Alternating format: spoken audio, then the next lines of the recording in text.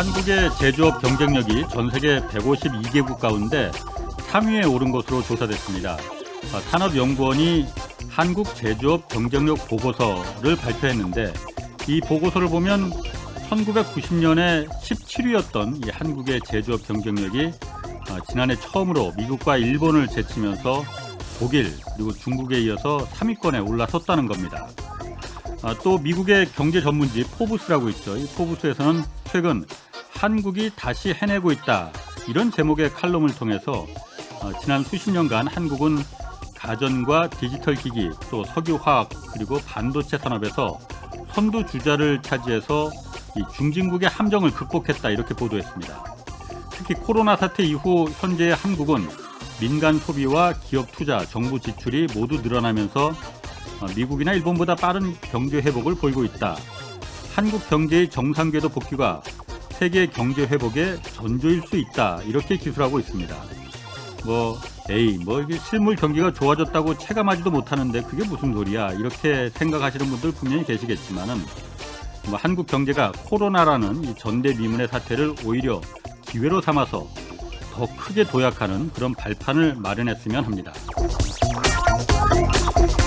네, 안녕하십니까? 경제와 정의를 다잡는 홍반장, 저는 KBS 기자 홍사원입니다. 홍사원의 경제쇼 출발하겠습니다. 유튜브 오늘도 함께 갑시다.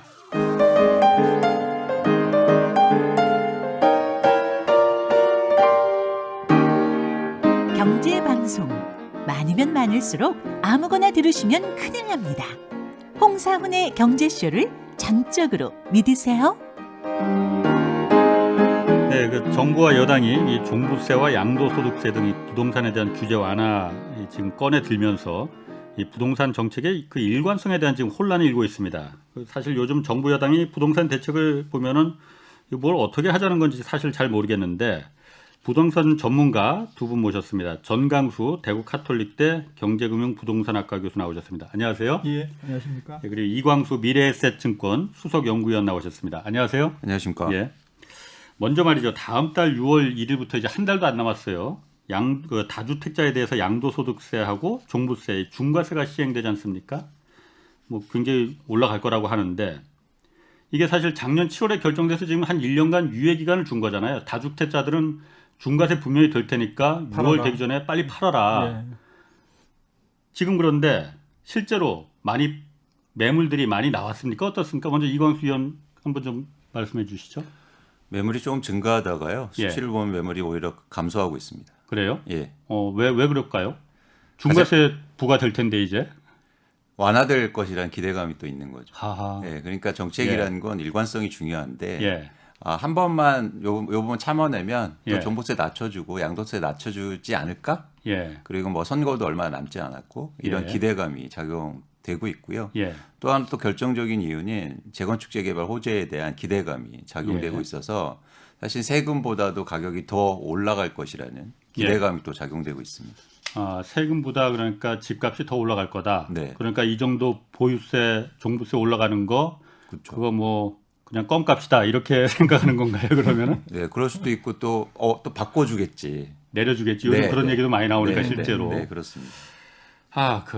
정 교수님 어떻습니까? 사실 요즘 그 정부하고 여당에서 그 재보궐선거 끝난 다음에 바로 하여튼 보유세 완화 이런 부동산에 대한 규제 완화 움직임이 굉장히 급박하게 나와서 좀 사실 혼란스럽습니다. 아까 예. 이광수 의원께서도 말씀하셨지만은 정책의 일관성이라는 걸 이게 사람들이 어떻게 믿겠느냐. 예. 특히 먼저 종부세부터 좀 얘기를 해볼게요. 예. 완화한다고 하는데 어떻게 생각하십니까? 그러니까 이게 선거에 지고 예. 원인 진단을 완전히 잘못한 경우 아닌가 싶은데요. 예. 국민들의 여론이 돌아선 것은 부동산 값을 잡지 못해서 돌아선 거죠. 예.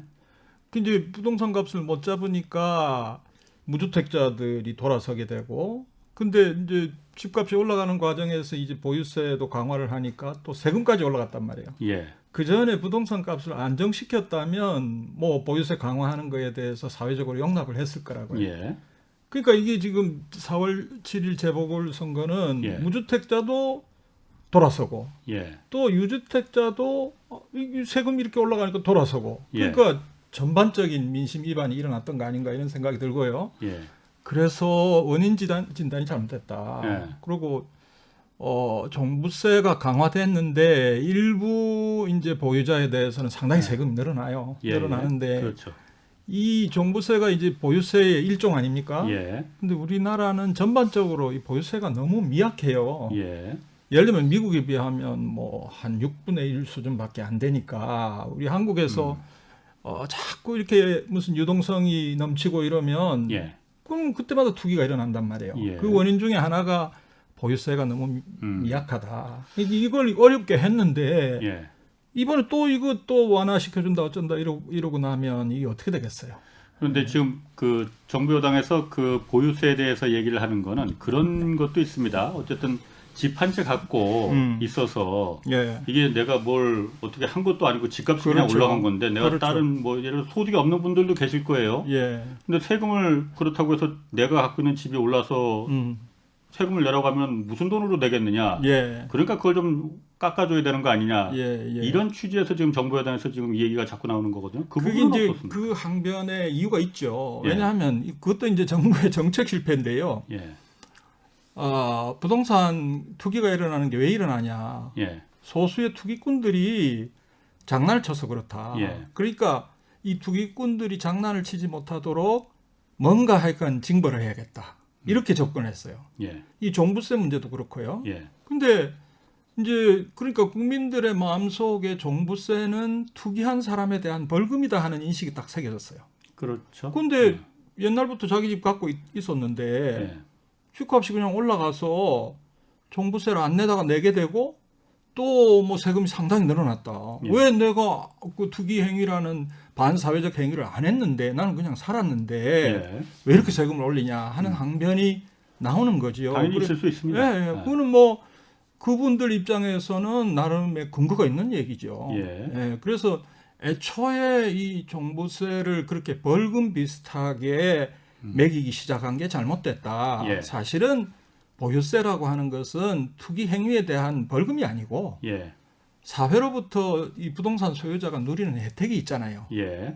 그럼 그 혜택에 상응해서 뭔가 대가를 내는 아. 그런 성격이거든요. 예. 근데 이 부분을 얘기하지 않고 이거 투기꾼 잡는다. 투기꾼 잡는 목적으로 이 세금을 활용한다 하니까 1주택자로서 장기간 보유하고 있다가 세금 내게 되는 분들은 억울한 거죠. 화가 나는 그렇군요. 거죠. 예. 이 위원님은 좀 어떻습니까? 그러니까 그 지금 종부세 대상 그 가구 수가 전국으로 따지면 가구 수 한 3.8% 정도 된다고 해요. 네, 네. 그러니까 이분들은 이제 예전보다는 많이 늘어난 거잖아요. 네. 예전에 뭐 1%였다가 지금 뭐 많이 늘어서는 났으니까 네, 네. 정부 여당에서 이걸 좀 그 완화시켜줘야 되는 거 아니냐라는 논의에 대해서 어떤 의견이십니까? 그러니까 저는 이게 정 교수님 말씀하신 것처럼 사실 어떤 그러니까 정책의 목적 달성을 명확하게 해야 된다고 생각하는데요. 예. 제가 생각하는 가장 좋은 목적 달성, 그러니까 목적은 뭐라고 생각하냐면 불로소득을 제어하고 불로소득에서 과세한다는 그런 예. 원칙으로 이 문제를 접근했으면 좋겠거든요. 예. 그런 차원에서 예를 들어서 아까도 선거가 부동산이 문제가 된 건 예. 그러니까 원래 정책이라는 게 하나를 정책하면 응원하는 쪽이 있잖아요. 예. 그렇죠? 근데 이번에는 집이 없는 사람도 응원을 못 받고 집이 있는 사람한테도 응원을 못 받았다는 거죠. 예. 근데 이런 문제가 발생되는 가장 큰 이유는 공정하지 않았기 때문입니다. 아. 그러니까 뭐 예를 들어서 종부세 같은 경우도 예를 들어서 이런 네. 경우에요. 뉴욕에 살고 있는데 강남에 집을 한 채 갖고 있습니다. 예. 예를 들어서 한 40억. 아, 아하. 그분하고 예.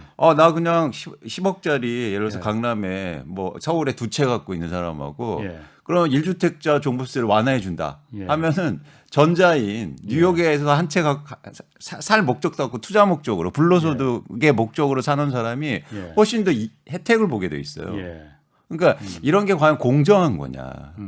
그래서 공정한 차원에서 지금 저희가 어떤 이런 정부의 정책들이 뭔가 잘못된 게 아닌가라는 생각을 해보는 겁니다. 그래서 이번 여당에서도 사실 1주택자 종부세를 완화해 준다는 얘기가 있잖아요. 예. 이게 사실은 공정한 거냐 좀 살펴봐야 되죠. 왜냐면은 네. 그 부분은 이렇게 또 그 반론을 제기하더라고요. 집값이 지금 올라서 그렇지만은 만약에 나중에 집값이 내려가면 어떻게 할 거냐. 지금 실현되지 않은 이익 아니냐. 네. 그런 부분에 대해서 과세를 하는 게 맞는 거냐라고 반론. 그 부분은 좀 어떻게 반론을 하시겠습니까? 그러면 두 분. 아니 미실현 이익에 대한 과세가 위헌이다. 뭐 이런 소문이 퍼져 있는데요. 예. 그거는 전형적인 가짜 뉴스입니다. 아 그래요? 예, 헌법재판소는 예. 정부가 공익을 위해서 예. 얼마든지 미실현 이익에 대해서도 과세할 수 있다. 음. 그게 현재 판결이고요. 예. 그래서 그거 가지고 반론을 하는 거는 좀 문제가 있다 이런 그렇군요. 생각을 합니다. 그러면 지금 종부세도 종부세지만은 사실 민주당의 지금 더불어민주당의 부동산 투기가 지금 사실 얼마 전에 위원장이 이제 바뀌었단 말이에요. 뭐 진선미 의원이 사실 위원장 된 지 며칠 되지도 않은 것 같은데 이제 또 바꿨어요. 예. 근데 김진표 새로 이제 내정 상태지만은 이분이 사실 그동안 부동산 규제를 계속 완화해야 된다 이런 얘기를 많이 하셨잖아요. 그러면서 무슨 얘기를 하셨냐면 그때 이 종부세뿐만이 아니고 그 양도소득세 중과하는 것도 6월 1일부터 이제 중과되잖아요. 예. 다주택자들. 지금 그런데 다주택자들이 집을 안 내놓으니까 이거 내놓기 하기 위해서 좀 더 유예시켜줘야 되는 거 아니냐, 아니면 좀 깎아줘야 되는 거 아니냐. 이 부분은 어떻게 생각하십니까? 그것도 뭐 나름의 또 근거는 있는데요. 왜냐하면 2020년 7.10 대책에서인가요? 예, 투기를 잡으려고 취득세도 대폭 올리고 네, 종부세도 올리고 양도소득세도 또 중과하고 예, 이 모든 부동산 세금을 다 강화하는 이런 어떻게 보면 굉장히 극단적인 퇴로를 막았다고도 뭐 해요. 아. 근데 그거는 전공법이 아니거든요. 예, 보유세는 강화하고 예, 거래세는 완화하는 게 전공법인데 예. 모든 걸 다 강화해 놓으니까 예. 지금 이 김진표 의원이 말하는 게 예. 일말의 근거를 갖게 된 겁니다. 예. 근데 이제 문제는 뭐냐 하면 거래세를 완화해 주자 이러면서 거래세 완화에 그치지 않고 양도소득세는 요게 거래세일 수도 있고 소득세일 수도 있는데 그러니까 취득세를 완화하자 하는 건 이건 이론에 맞아요. 예. 근데 양도소득세도 완화하고 또 이제 또 가면 종부세도 또 완화하고 이렇게 갈 겁니다. 예. 그러니까 그게 굉장히 위태로워 보인다 그렇게 예. 생각이 되죠. 이 의원님은 어떠십니까? 이게 어떻게 되냐면요. 시장은 인센티브로 움직여서 지금 부동산 시장이 그래서 예를 들어서 양도세를 완화해 주잖아요. 그럼 예. 더 안 팔 거예요. 그러면 더 완화해 주길 기다릴 겁니다. 저 같아도 그럴 것 같습니다. 당연하죠. 그게 사람들이 기본적으로 시장을 대하는 방식이거든요. 예. 그러니까 이게 이 지금 부동산 시장이 주식 시장화 돼 있어서 예. 투자 목적으로 뭔가 자산을 사놨기 때문에 인센티브로 움직여요. 예. 그래서 기대를 계속 하는 거죠. 예를 들어서 기대로 행동을 결정하는 겁니다. 예. 이런 상황 속에서 자꾸 완화 얘기를 한다는 건 예. 완화로 소기의 목적을 달성하는 게 아니라 기대 심리만 더 높여주게 돼요. 예. 아 그러면 더 안 팔면 더 완화 주겠네. 이렇게 되는 거죠. 그래서 이 시장의 속성을 사실은 명확히 이해해야 됩니다. 그렇군요. 예. 그리고 제가 지금 생각해 보면은 어쨌든 1년간 유예 기간을 준 거잖아요. 예. 다주택자들 올해 6월에 1년 뒤에 중과세, 양도세 맞을 테니까 그 전에 빨리 팔아라 네, 네. 했는데 그 말을 믿고 집을 판 다주택자들도 있을 거 아니에요. 있겠죠. 예. 그분들은 그럼 바보가 돼버린 거네. 그럼 만약에 그렇죠. 그게 제가 계속 주장하는 것처럼 공정성, 예. 공정하냐 이런 예. 이제 질문이고요. 예. 또 하나 뭐냐면 양도세나 보유세 막 올려도 사실 예를 들어서 임대사업자나 예. 막 혜택을 받고 있잖아요. 예, 예. 이제 그런 부분에 대해서 이제 고민을 해야지. 예. 사실 뭐랄까 이게 양도세를 완화해 주는 게 진짜 뭐 시장을 움직일 거냐. 예. 그걸 굉장히 깊은 고민이 필요하다는 겁니다. 그러니까 이게 정책이라는 거는 시장에 주는 신호 효과가 굉장히 중요하거든요. 예. 그런데 요새 민주당이 수상해요. 예. 아니 김진표 의원 뭐 좋은 분이지만 예. 유능한 분이고 아주 대표적인 부동산 규제 완화론자란 말이에요. 예. 예. 그런데 송영길 대표가 되자마자 가장 중요한 정책을 맡아서 지휘할 분으로 이분을 세웠단 말이에요. 예. 이게 시장에 주는 효과가 있잖아요. 뻔하잖아요. 맞습니다. 예, 이거 뭐 곧 완화하겠다 하는 그런 신호를 준 거니까 왜 이런 인사를 하는지 저는 이해를 할 수가 없어요. 왜 그럴까요? 모르죠.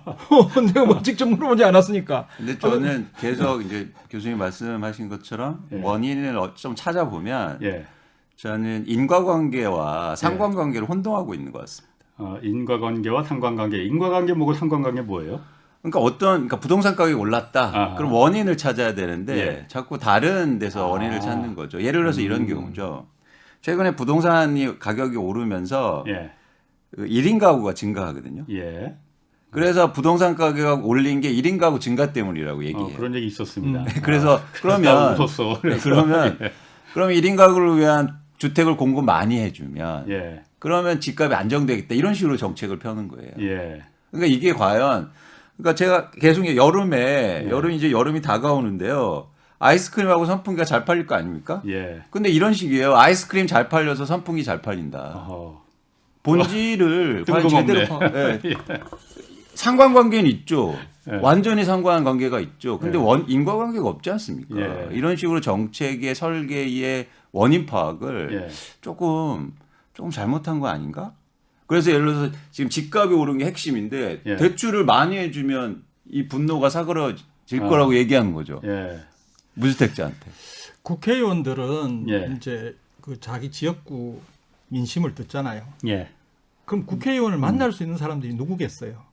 주로 뭐 부자들, 부동산 많은 분들 이런 분들은 또 목소리가 강해요. 예. 그러면 뭐 국회의원 만나가지고 너 세금 이렇게 올리고 말이야 다음 선거 어떡하려고 그러냐 이러고 이렇게 얘기를 하면 그 얘기가 과잉으로 국회의원들 귀 속에 들어가요. 근데 무주택자 힘없는 사람들 국회의원 만날 수도 없고 그분들의 여론이 그 국회의원들한테 반영될 수 있는 그 소지가 굉장히 적어요. 그러니까 이런 부동산 기득권층의 이해가 과잉으로 대표되고 있다. 그게 마치 국민 전체 여론인 것처럼 지금 이분들이 판단한 거 아닌가 이런 생각이 들어요. 정치가 그러니까 말을 들어줘야 할 대상과 보호라기보다는 대변해줘야 될 대상은 사실 힘이 있는 사람보다는 힘이 없는 계층을 대변해주는 게 그게 바로 정치인데 그렇습니다. 그게 지금 반대로 가고 있다. 그렇습니다. 이 말이죠. 예. 또 하나 지금 아까 송영길 당대표 이제 다 되면서 송영길 대표가 후보 시절에 이제 공약을 그걸 했었어요. LTV 주택담보대출이라고 하죠. 이것도 지금 좀 얘기를 해봐야 됩니다. 주택담보대출이 지금 뭐 투기 지역이냐 아니냐에 따라서 뭐 어떤 데는 40% 대출을 해주고 주택을 그 가격에 비해서 얼마나 대출 받을 수 있느냐.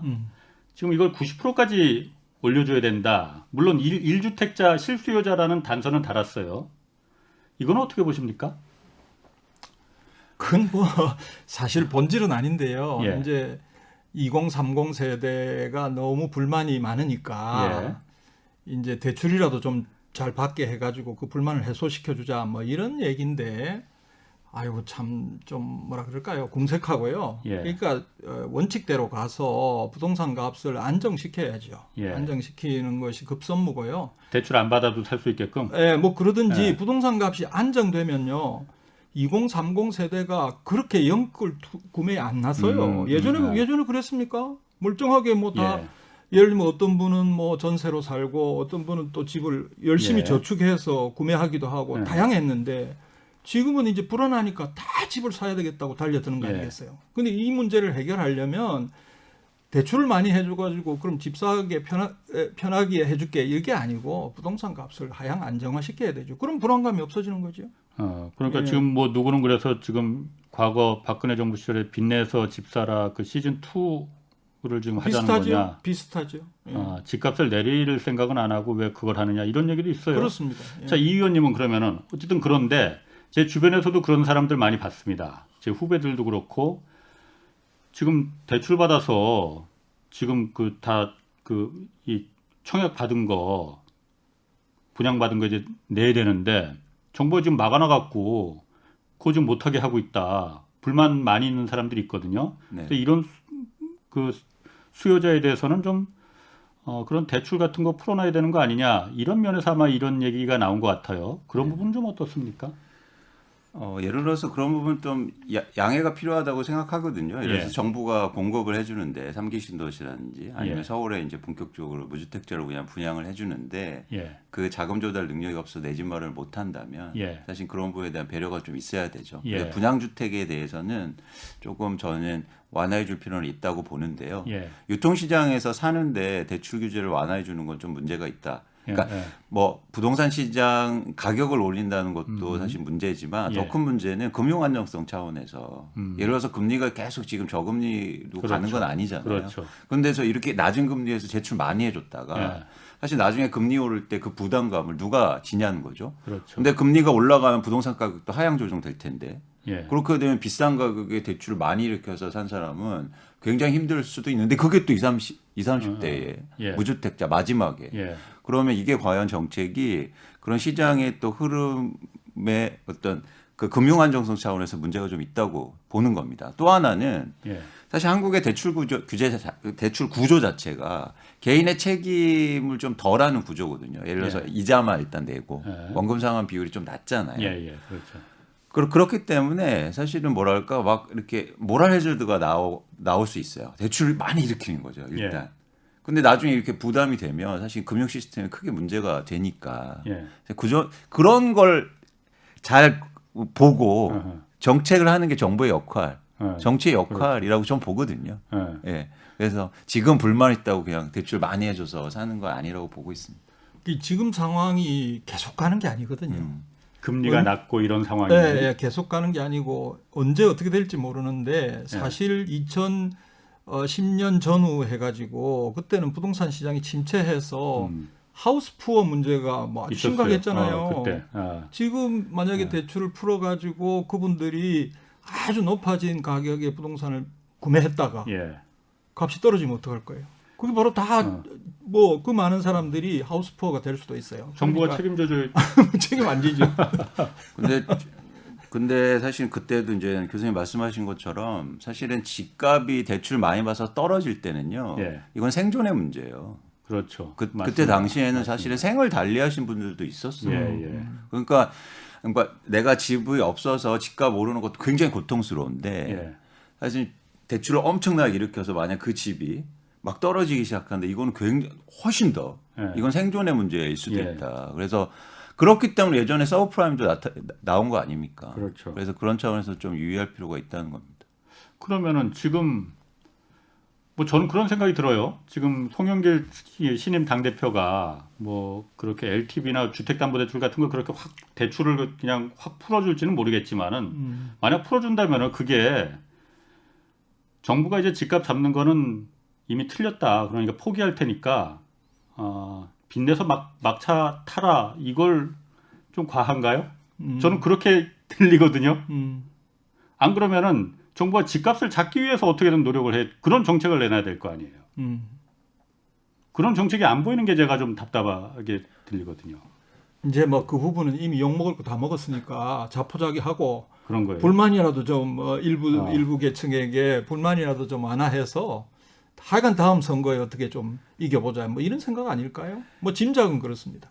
예. 그러니까 지금 20번이 넘고 거의 30번에 달하라는 정책을 썼는데 예. 이제 잘 안 됐으니까 예. 그럼 이제 다른 정책을 한번 써보자 이렇게 예. 생각할 수도 있죠. 근데 저는 여기서 핵심적으로 얘기하고 싶은 건 그동안 사실 이 유동성이 풍부한 시장에서 부동산 가격을 안정시키기 위한 정책을 제대로 쓰지 않았다는 겁니다.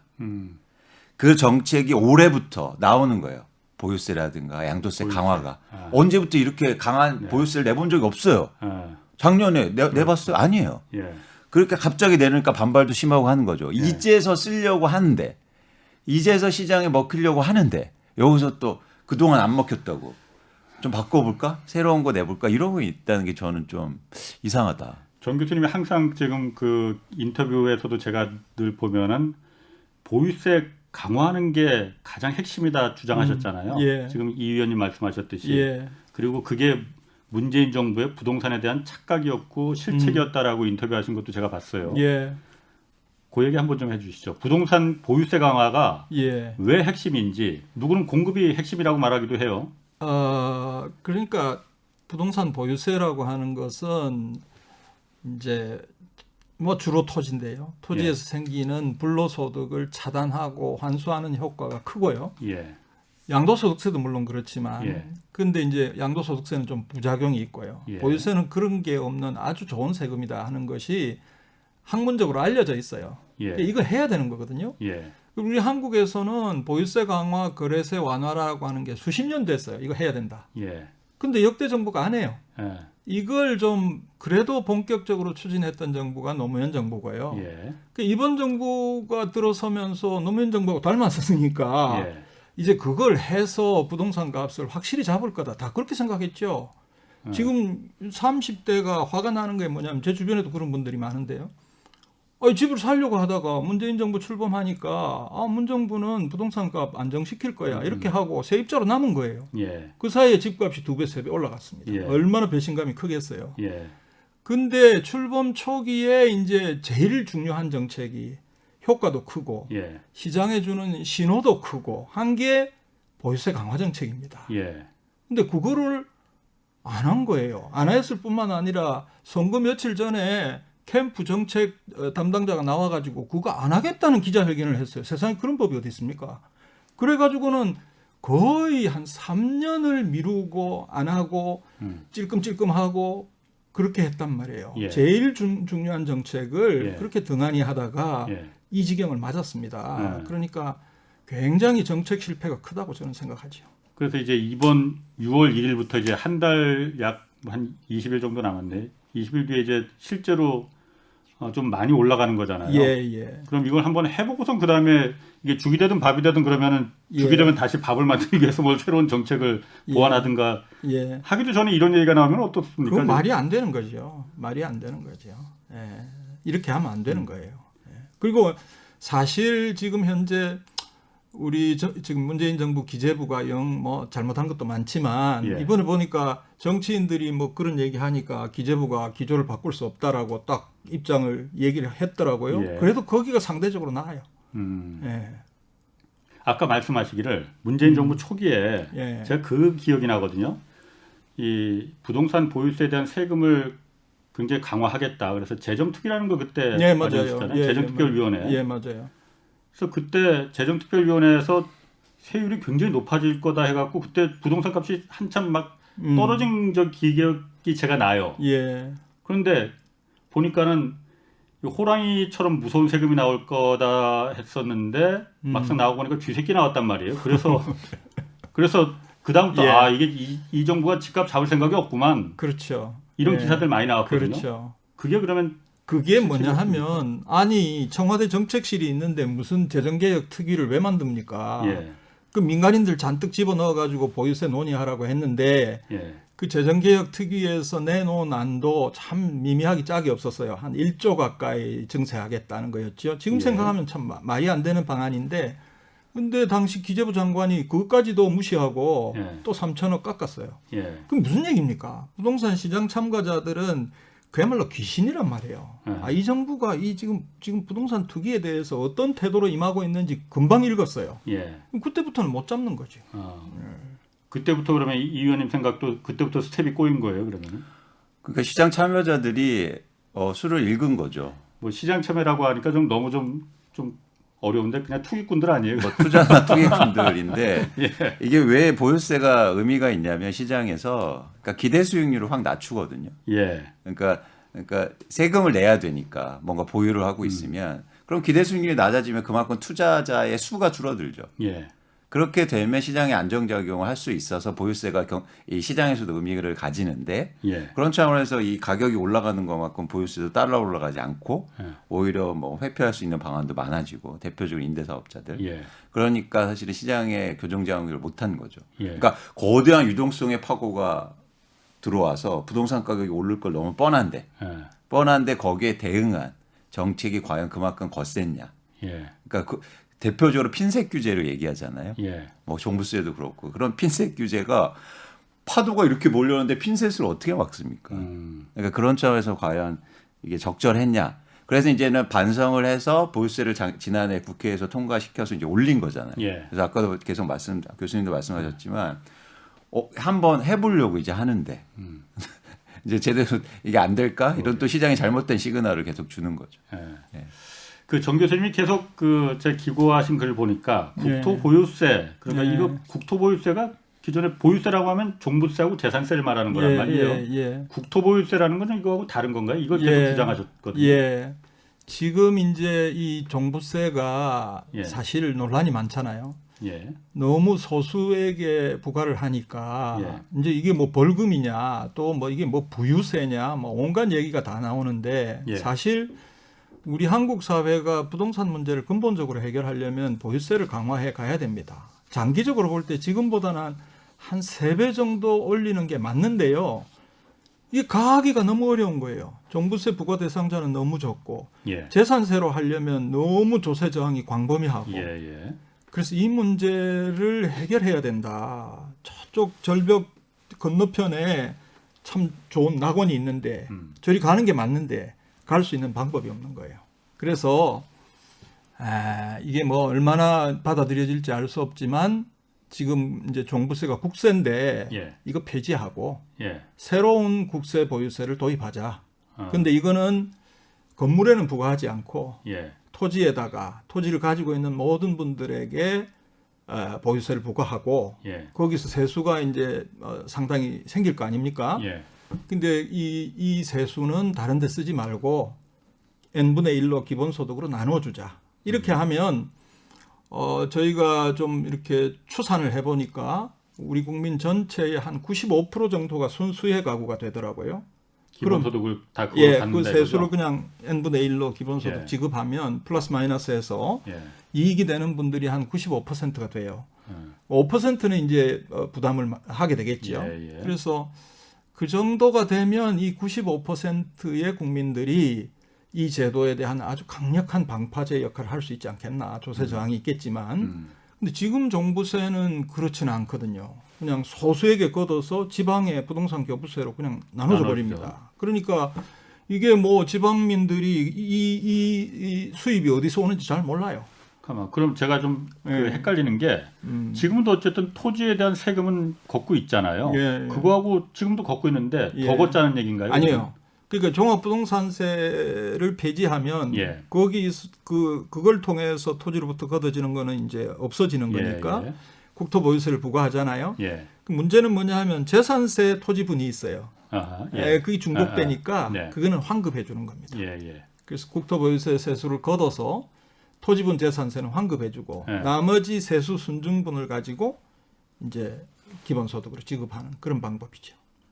그러니까 토지의 그 시가만큼 종부세가 하듯이 네. 비싼 토지에 대해서는 그 누진율을 좀 적용해서 이렇게 한다는 거예요. 그렇게 해야겠죠. 예, 이상적으로는 비례세 그러니까 세율을 하나로 하는 게 이론적으로는 제일 좋은데 예. 이게 국세이기 때문에 예. 누진세 구조를 만들어야 되겠고요. 그렇게 해서 세수가 생기면 제가 한 2, 3년 전에 이제 계산해 본 바로는 한 15조 5천억 정도가 나올 수 있다. 그러면 당장. 기존의 그 보유세보다도 더 올라간 세수가 더 걷어들여지는 거예요. 더 그렇게 되면? 걷어들여지는 거죠. 어. 더 걷는 거죠. 그때만 해도 뭐 종부세가 2조가 안 됐는데 예. 국세 보유세로 15조 5천억을 걷는다고 하는 거니까 더 많이 걷는 거죠. 그럼 한 7배 정도, 7배 이상 더 늘어난다는 거예요. 그렇죠. 예. 그러면은 그걸 걷어서 지금도 그러니까 종부세가 뭐 2년 전에 비해서 2배 이상 올라가서 정부가 이 세금만 너무 거두려고 종부세 올리는 거 아니에요? 이런 의심의 눈초리들이 있는데 예. 2배가 아니고 7배를 지금 더 걷는다고 7배를 하면은 걷는다고 하면 주택 보유자한테 그렇게 하는 게 아니고 예. 지금은 토지 보유세가 예를 들면 빌딩 부속 토지라든지 예. 나대지라든지 이런 데는 굉장히 그 가볍게 낮죠. 세금이 부과되고 있어요. 예. 그런 데가 많이 부담하겠죠. 아. 그렇게 되니까 주택 소유자들이 뭐 엄청나게 부담이 늘어난다 이런 예. 일은 없고요. 아. 그리고 그것도 뭐 세수를 그런 데서 걷어서 예. 기본소득 지급을 하니까 예. 우리가 기본소득 계산하는 프로그램을 만들어서 넣어보니까 예. 금방 알 수 있어요. 아. 자기가 이익을 볼지 손해를 볼지. 이 의원님 생각은 어떠세요? 이 의견은 그러니까 걷어서 그걸 갖다 이 세수가 굉장히 늘어나니 이 부분을 정부가 다 가지면은 말들 많아지니까 기본소득으로 n분의 1로 국민들한테 다 나눠주자. 그럼 95%의 국민들은 다 수혜를 본다라는 정리거든요. 어떻습니까? 뭐 여러 가지 이제 고민할 사항이 좀 있어 보이는데요. 일단 저는 긍정적으로 보는 첫 번째 생각은 일단 무주택자들이 인센티브를 얻게 되잖아요. 제가 이제 예. 계속 그런 걸 강조하는데 예를 들어서 지금 집을 갖고 있는데 집값이 오를 때는 전혀 혜택이 없는 거잖아요. 예. 그래서 집을 살려고 막 하는 거죠. 무주택자들이. 예. 뭐 20, 30대나 이렇게. 예.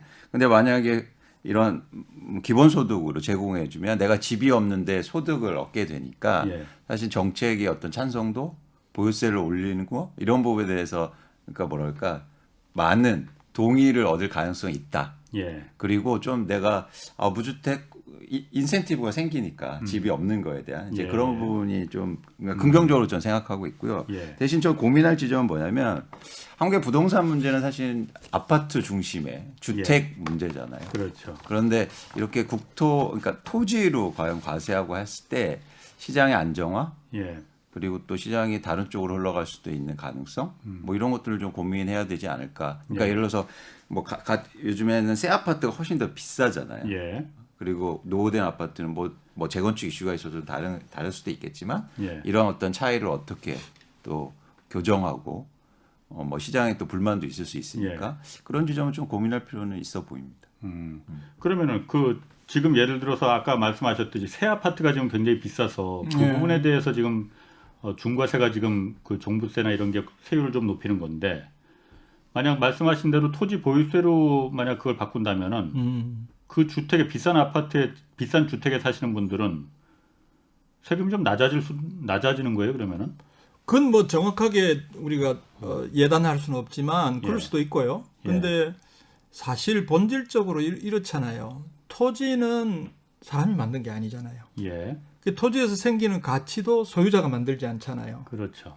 그런데 그 위에 건물은 예. 사람이 만들어요. 예. 그리고 또 그거에 대해서 돈을 지급하고 사요. 예. 그런 차이가 있습니다. 예. 그러니까 사실은 건물에 대해서는 세액 부담을 가볍게 해주고 예. 밑에 있는 토지에 대해서는 세액 부담을 무겁게 하는 게 예. 맞습니다. 그게 뭐 정의롭기도 하고요. 예. 또 경제 어떤 효율을 증진하기도 하고 예. 그렇죠. 그래서 예를 들면 미국의 일부 주에서는 예. 그런 세제 개편을 해요. 지방 정부들이. 그러니까 재산세인데 건물분 재산세 세율은 낮춰주고 예. 토지분 재산세 세율은 올리는 이런 예. 개혁을 해가지고 굉장히 좋은 성과를 거두고 있죠.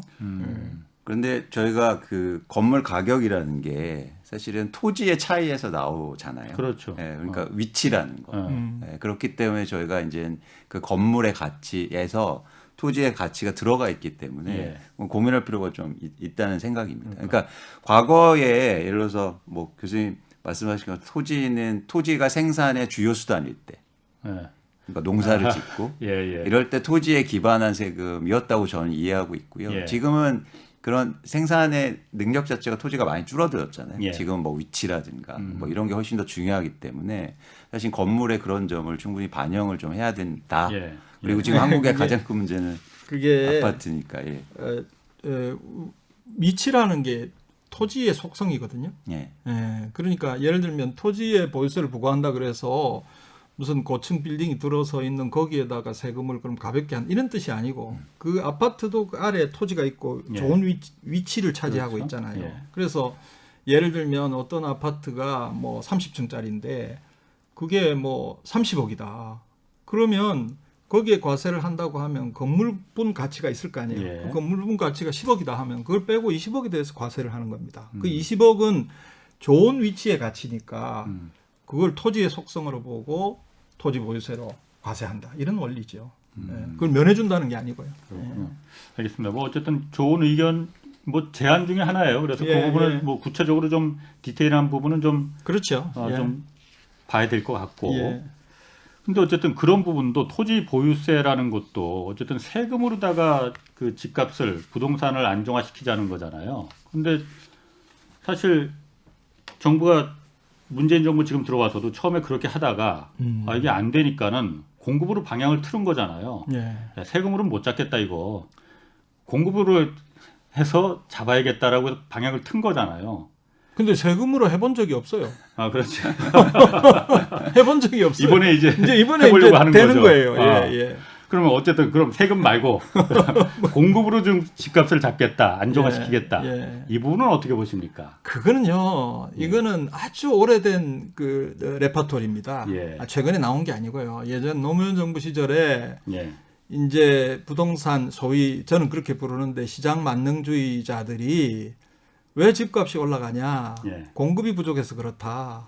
그럼 어떻게 해야 되냐? 요지의 공급을 늘려야 된다. 이런 주장을 펼쳤어요. 그게 다시 지금 부활해서 지금 나오고 있는 건데 생각을 해보세요. 집값이 왜 올라갑니까? 유동성이 넘쳤고 그 자금이 부동산 시장으로 몰렸고 투기가 자극이 됐고 투기적인 가수요가 생겼고 그래서 집값이 폭등한 거 아닙니까? 정부 보고서를 보게 되면요. 멀쩡했어요. 공급은 순조롭게 잘 되고 있었어요. 무슨 공급이 부족합니까? 그런데 투기적 가수요가 엄청나게 팽창되어 있는데 자 공급을 늘린다 그러면 그 투기적 가수요는 무슨 이건 뭐 안개 같은 거거든요. 엄청 팽창해 있는데 거기에 어떻게 맞춰서 공급을 늘린다는 얘기입니까? 말도 안 되고요. 지금 그렇게 공급을 늘렸다가 나중에 투기적 가수요가 싹 사라지면 어떡할 겁니까? 그때는 집값 폭락 사태가 올 거 아닙니까? 아까 말했던 하우스 푸어 막 양산되고 어떻게 하려고 지금 이런 정책으로 가는지 모르겠어요. 이 의원님 생각은 어떠신가요? 뭐 제 생각에는 어쨌든 그렇다 하더라도 40년 된 오래된 아파트에서 사는 것보다는 누구든 새 아파트 가서 살고 싶은 욕망은 있거든요. 어떻게 생각하십니까? 2007년도, 2008년도에 국내에 미분양 아파트가요. 16만 가구가 넘쳐났습니다. 안 팔린 아파트가요. 그럼 그때는 공급이 많았나요?